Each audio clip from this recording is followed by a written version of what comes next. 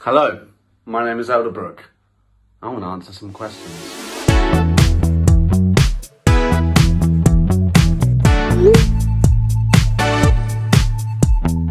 First proper tour was in 2016, supporting Gorgon City. It was the first time I've ever been on a proper tour bus, and it was sick. Just being on a tour bus for the first time was pretty mad, because, I mean, you always see these people, bands you love, touring the world in these funny little things with bunk beds, and yeah, we went around the UK, the major cities in the UK, playing songs, and then I'd come on stage to do the song that we've done together with them, and yeah, it was pretty mad, and we had a lot of fun. There was a lot of intoxication, and yeah, that was my first tour with Gorgon City.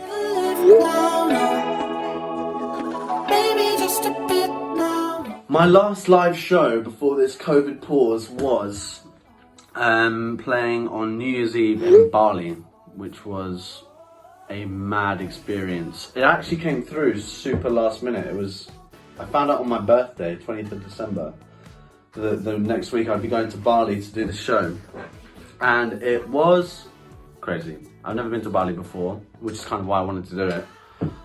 So I went with my fiance, Sophie, and it was long getting there because it's the other side of the world. So it took like 20 hours, but then we got there and we had they put us up in a real nice villa in a hotel, and I had our private pool.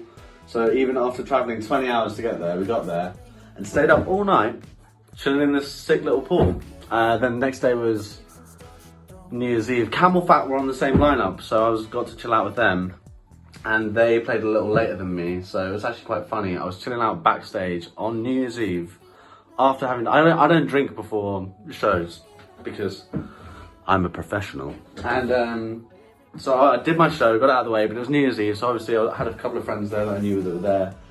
And we were chilling out, having sushi and burgers and drinking lots of alcoholic beverages. And Camel Fat were on late that night, and all of a sudden this sweaty tour manager, who's obviously just run over here while Camel Fat were playing, said, "Oh, the Camel Fat boys want you to come on stage and play cola." And it was New Year's Eve, I was very intoxicated by this point. I was like, I'll freaking do it. So I did it, and yeah, it was amazing. I kind of jumped around the stage singing my song Coca-Cola. That song.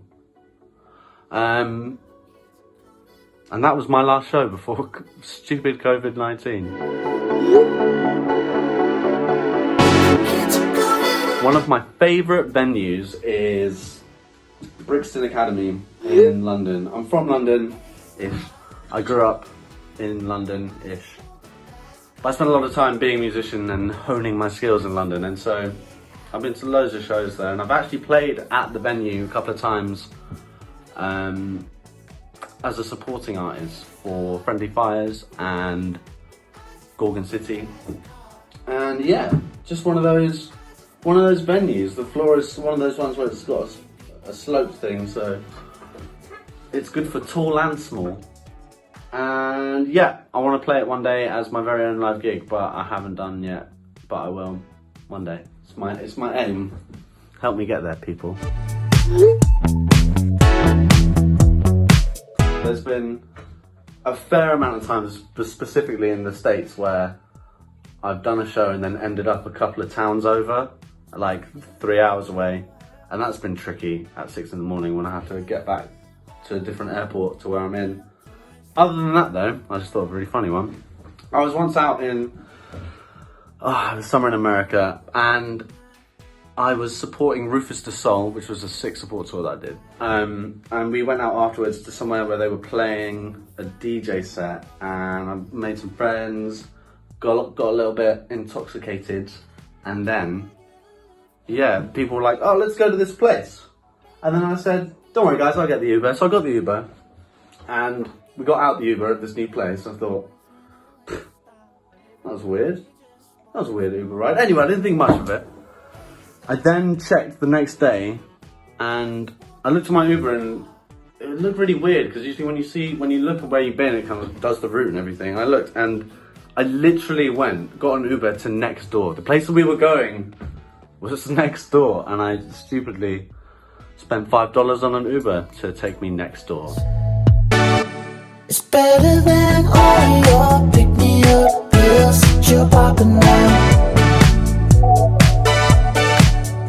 And I know you are, but what am